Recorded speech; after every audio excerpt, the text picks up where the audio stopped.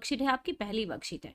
तो चलो बच्चा पढ़ना स्टार्ट करते हैं। इसमें क्या है, इसमें दिया हुआ है निम्नलिखित गद्यांश को ध्यानपूर्वक पढ़िए और नीचे दिए गए प्रश्नों के उत्तर दीजिए। ठीक है, इसमें एक पैराग्राफ दिया हुआ है, ठीक है, जो गद्यांश है वो दिया हुआ है, उसको आपको पढ़ना है और उसी में से आपको आंसर क्या करने हैं, फाइंड आउट करने हैं।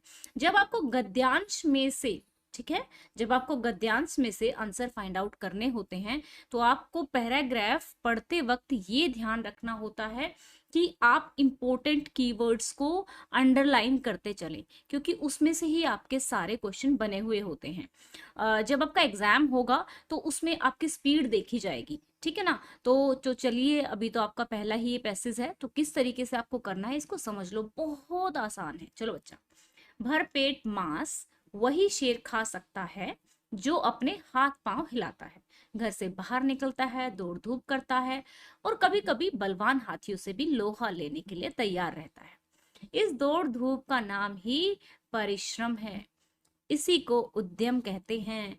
पुरुषार्थ भी इसी का पर्यायवाची है। परिश्रम के साथ ईमानदारी का होना भी आवश्यक है। सदा सोच समझकर उचित स्थान पर परिश्रम करना चाहिए, तभी वह परिश्रम सफल हो सकता है। हमें ना कभी कभी लाइफ में लगता है कि जो बेईमान लोग हैं वो इतना ज्यादा कमा रहे हैं या फिर बहुत जल्दी हाइट्स पर पहुंच गए हैं, बट अगर आप थोड़ा सा पेशेंस रख कर देखो तो ईमानदार लोग जो काफी अपने जीवन की ऊंचाइयों पर हैं, तो उनका जीवन जब आप देखोगे ना पूरा, अभी जैसे छोटे हो तो कई ऐसी पर्सनैलिटीज के बारे में आपको पढ़ना चाहिए, तो देखोगे तो उन्होंने काफी स्ट्रगल करके ईमानदारी से एक इमेज को कमाया और उसके बाद ही वो उस ऊंचाइयों पर पहुंचे हैं।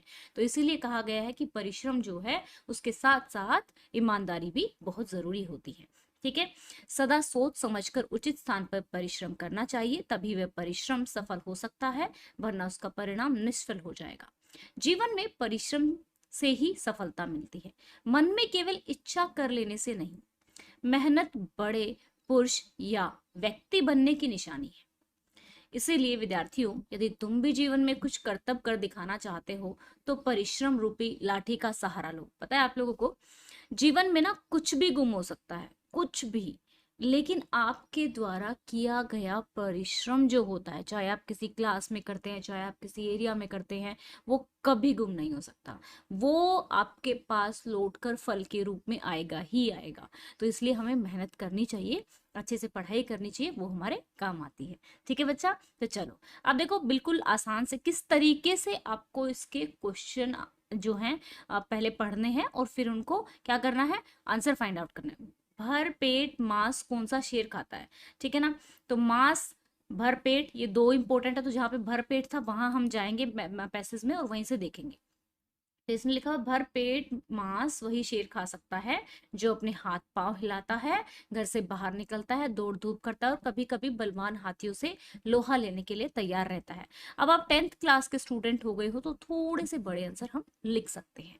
ठीक है, तो चलिए, बाकी डिपेंड करता है कि क्वेश्चन अगर एक ही मार्क्स का है तो आप इसी लाइन को इस तरीके से लिख सकते हैं कि भर पेट मांस वही शेर खाता है जो हाथ पांव हिलाता है, दौड़ धूप करता है, मेहनत करता है और मुसीबत आने पे हाथियों से लोहा भी लेता है। इस तरीके से भी आप कर सकते हैं।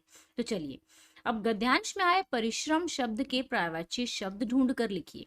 तो मैं अभी आपको क्वेश्चन फर्स्ट लिखवाऊंगी, लेकिन उससे पहले आपको ढूंढना सिखा रही हूँ।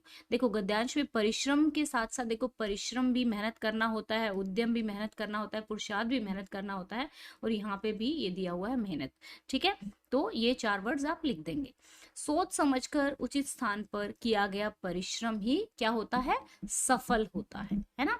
अब निष्फल शब्द का विलोम लिखना है। विलोम का मतलब उल्टा, ठीक है। विलोम का जिस बच्चे को नहीं पता है, विलोम का मतलब उल्टा होता है, पर्यायवाची का मतलब होता है सेम। ठीक है, तो विलोम का मतलब क्या होगा, सॉरी विलोम कह रही हूँ, निष्फल का क्या हो जाएगा, विलोम शब्द लिखना है, निष्फल का सफल। ओके, तो चलिए स्टार्ट करते हैं। जीवन में कुछ कर्तव्य कर दिखाने के लिए किसका सहारा चाहिए, परिश्रम रूपी लाठी का सहारा चाहिए। तो चलिए स्टार्ट कर लेते हैं यहाँ पे हम लोग। अब अच्छे से आप लोगों को ये करना है, ठीक है। एक सेकंड दीजिएगा मुझे, मैं ये स्क्रीन ऑन कर लेती हूँ आपकी। And now we are here. तो देखो, आप लोगों को क्या करना है, अपनी कॉपी में अभी से इंडेक्स लिख लेना है, और इंडेक्स को बना के कि वर्कशीट नंबर 1, वर्कशीट 1 में क्या आया था। वर्कशीट 1 में गद्यांश आया था, ठीक है। कुछ वर्कशीट जो होंगी वो आपकी व्याकरण की आएंगी। तो आपको ये सारी चीजें साथ के साथ क्या कर लेनी है, लिख लेनी है, ठीक है ना।